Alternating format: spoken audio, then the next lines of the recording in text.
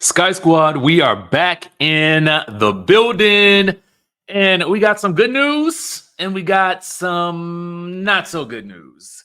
Which do you guys want first? You want the good news first or you want the not so good news? I think we're going to start with the good news and then we're going to get into the stuff, okay? If you're new here, make sure you guys subscribe to the channel if you haven't already done so. Hit that subscribe button, hit that notification bell button, and also hit the like button if you like reality TV related content. Now let's get into the tea. Okay, so listen. All right, we got the Bali trip going on. We got the book coming out next week. Lots happening. All links are down in the description. Let's get into it, baby. First things first.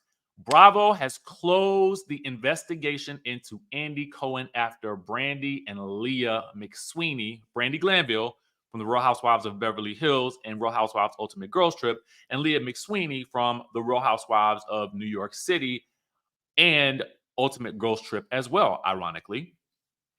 So, what were these allegations? All right. So, again, we'll put up the alleged badge because duh. It was alleged, right, that Brandy basically accused him of asking her to have relations in front of him. And then Leah claimed that he pushed her to drink and do other stuff. Okay. Stuff being, you know, y'all know what type of substances I'm talking about. So, anyway, Bravo has done their own investigation, and this comes out of TMZ. Shout out to our friends over at TV Deets for the visuals, okay, and the tea. And basically, it says the outside investigation into the recent allegations made by Brandy Glanville and Leah McSweeney against Andy Cohen has now been completed, and the claims were found to be unsubstantiated. This is what a rep for Bravo tells Variety. According to that, Watch What Happens Live has also been renewed. Okay. So as we talked about the other day, it looks like Andy Cohen ain't going nowhere. I do still think that they should probably start to bring in a little bit of a rotating guest, a list of guest hosts, just so that they can expand and broaden the network appeal, because you just don't want the network, the face of the network, to be just one person. I keep saying that. Listen, I just think it's a smart business decision, right? I mean, unfortunately, Norman refuses to come on camera, so we can't do nothing about that. All right. But he's still over there working. Don't never fear. Okay, Norman is still here. All right. Speaking of still here, we still have a bit of a mess on our hands with the young and the rest mess. Okay, as that's what we called it as of yesterday. The young and the rest mess. All right. Also known as this,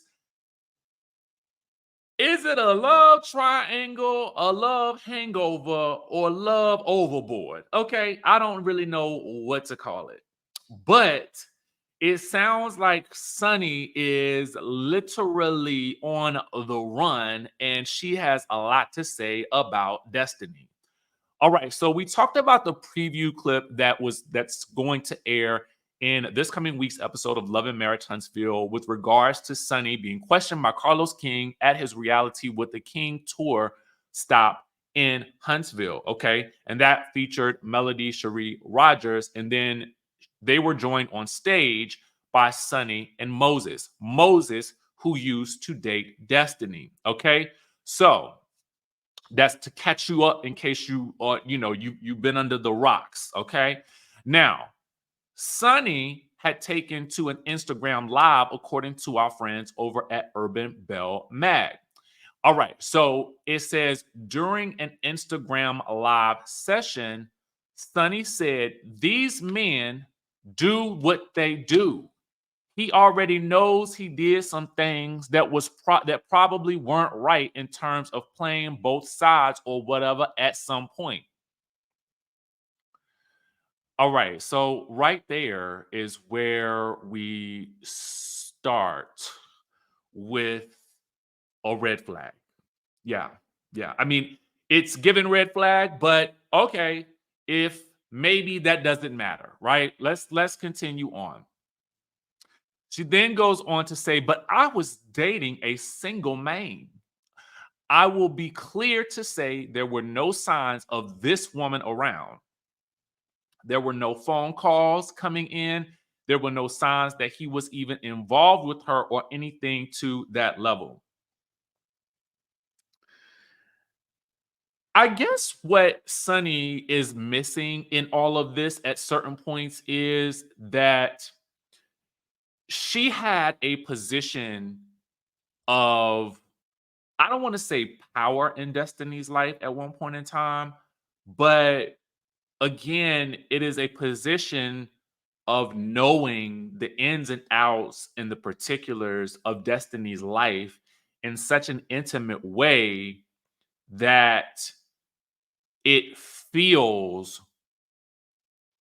like Sunny is minimizing that aspect of their relationship such that Destiny had to put a lot of trust in her, regardless of whether Sunny felt they were friends or not.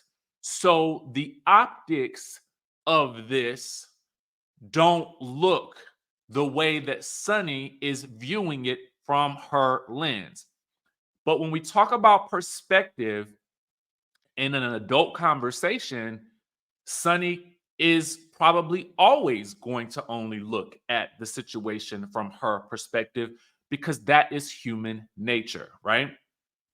So I'm trying to look at this from a step back and think about how she might be processing it, even though it's difficult. But I do think that there's some things that are missing in her discussions and in her attempts to defend herself and her relationship, which at this point, really, she don't have to do, right?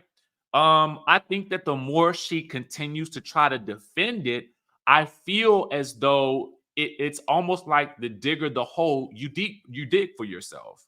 To be honest with you, that's how I feel. Y'all married at this point, it is what it is.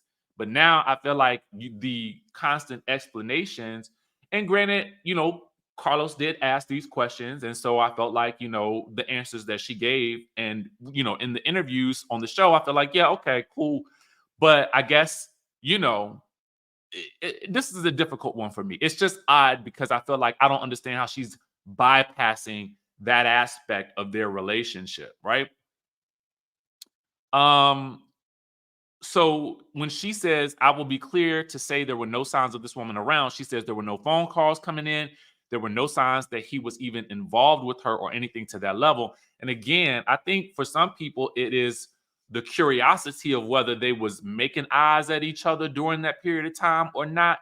And then will people believe you anyway? And then there's the question of, I mean, well, don't you, what's your code in terms of your level of, hey, this is somebody that I was, I know a lot of information about this woman. I just don't know how that's going to play out in the long run. And I know information about him as well.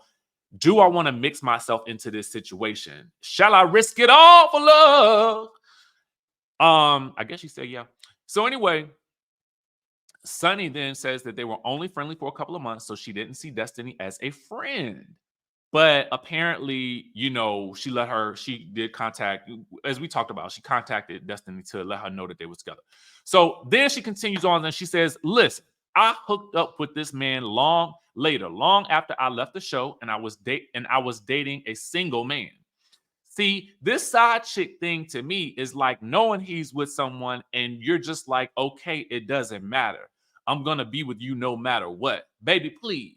Can't no man toy with me like that. See, y'all let them toy with you for 15 years, but this will never be toyed with like that. See, this is another issue that I think that sometimes people have is you think that there is something about you that is going to make them behave differently. It is not you that will make a person behave differently. It is them. Okay. So that's number one. So that logic is very faulty to me. You could be thinking that you satisfying his or her every need and then still come up short. Look at Halle Berry. Look at Beyonce. Look around in life in general. Okay. You know what I'm saying? Um, Look at Melody and Martell. You know what I mean? Like, you could think that you're doing everything humanly possible. And for that person, that issue is with them. You can't say, well, this right here, this will make them stop being in the streets when he come get this meat. It ain't it don't really work like that. So anyway, and then the 15 years part, this is gonna get kind of tricky because of what she says next. Apparently somebody asked if Moses was married to his first wife when he was dealing with Destiny, and then Sunni says this: is it factual that Destiny slept with Moses while he was married? Question mark. And this is how it's phrased in the dialogue here. She says, let's see here. Let's do timeline math. My husband's 42. She said 15 years. So 15 years takes them back.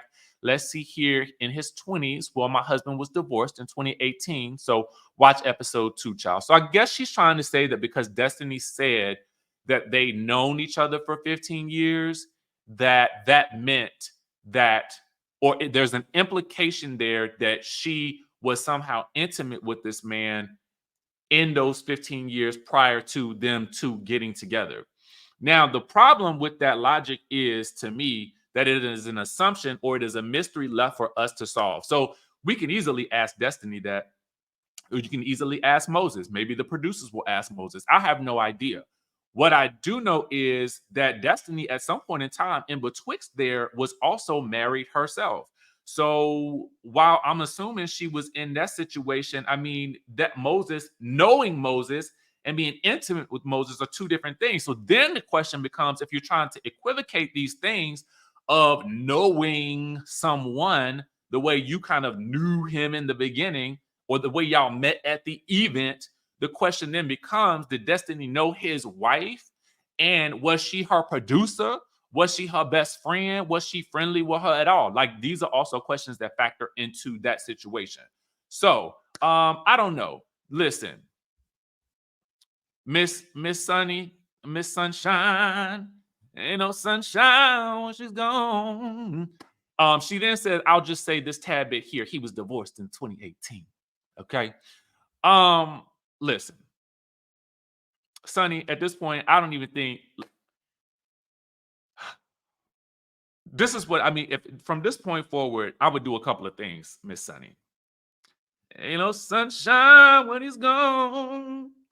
I would do this. First things first. Let me say this. This is gonna be the starter pack advice that I give to anybody who comes onto a new reality TV show. Girl, please, the first thing I need you to do is go and take some photographs. Okay, Miss Sunny, go and take some photos. Because when you're on these shows, and I know you're coming from behind the scenes and now you're going in front of the scenes. So when you're going to be, if the people are going to be talking about you, at least, put your best foot forward, right? So, because when it's time to go search for images for Sunny, they're very hard to find, like crystal clear images that aren't like somewhat seemingly filtered. So she's a pretty girl. She's definitely a very pretty girl. So the first thing that I would tell any new reality TV star to do is, if you're going to filter, do just a very light glaze of a filter, nothing heavy, so that the people can see how gorgeous you are. Then the next thing you need to do is go get yourself some professional photographers. Get yourself, if you can do your own makeup, do your own makeup, hire somebody, pay these people. That's one thing. Pay them what they're worth. Always pay your people. Okay.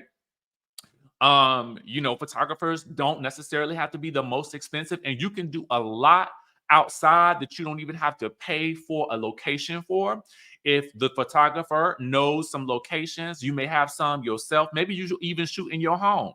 Because when I'm looking for images for, cover photos and things like that, and I got to hunt and find and dig deep into the nooks and crannies to find something, then it's just very difficult. So branding wise, this is what I would do, Miss Sunny. I would go ahead, get yourself a photo shoot done, get yourself maybe some video content.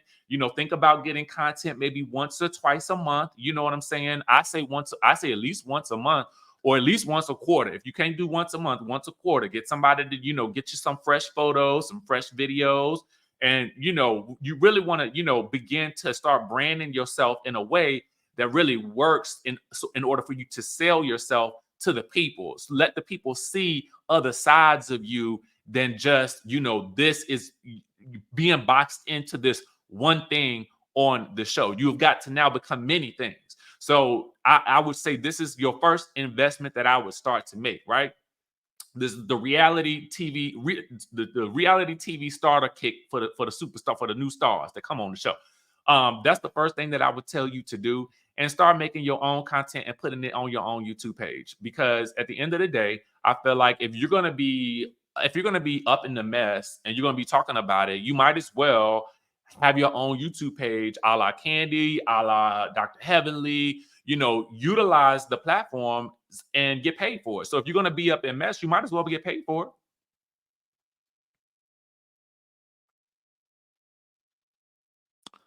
Okay. Just a little advice from me to you. Now, next, start a podcast. I don't know. The next thing I want to talk to you guys about is Miss Dorit. Okay. Shout out to our friends over at the Real Housewives Zone, and this is coming in from the Daily Mail. Okay, so we told you guys yesterday about how Dorit had announced her separation, right? We also know from, according to sources, Mauricio confirmed that Kyle is back. Okay, so it had been said, and we talked about it about a week or two ago, that Dorit was potentially on the chopping block, or could potentially have been demoted to a friend if she didn't really begin to open up about what's going on with her and PK for real, right? Because the Real Housewives of Beverly Hills has a tendency to really not give us the real tea about what's really going on. I feel like they be like, there's really what's happening in their lives, and then what they try to present for the show.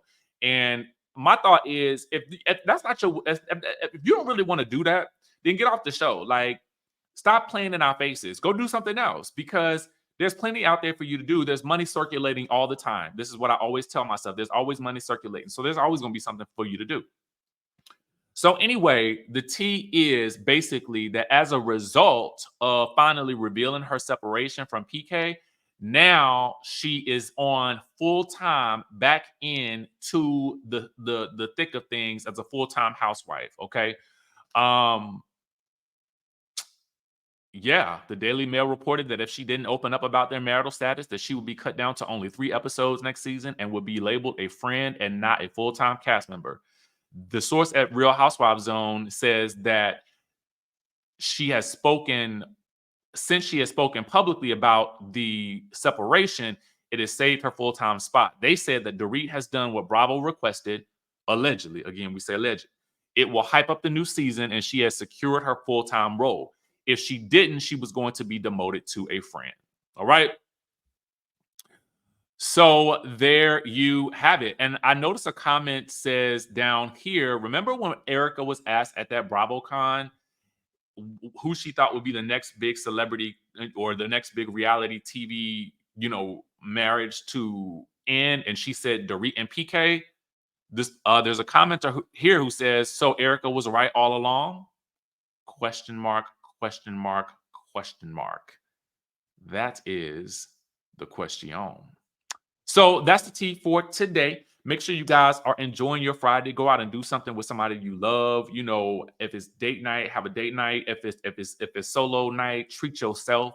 Do something to just enjoy yourself this weekend. If you want to spend some time with some loved ones, just do it. You know what I'm saying? Get out there and live a little. It's Friday. Have a good time and be safe with whatever y'all are doing. Y'all know that I love y'all. I tell y'all this all the time. When I say be safe out there, be safe out there. And with that being said, if you haven't already done so, like this video. If you like reality TV related content, we'll catch you guys in the next video.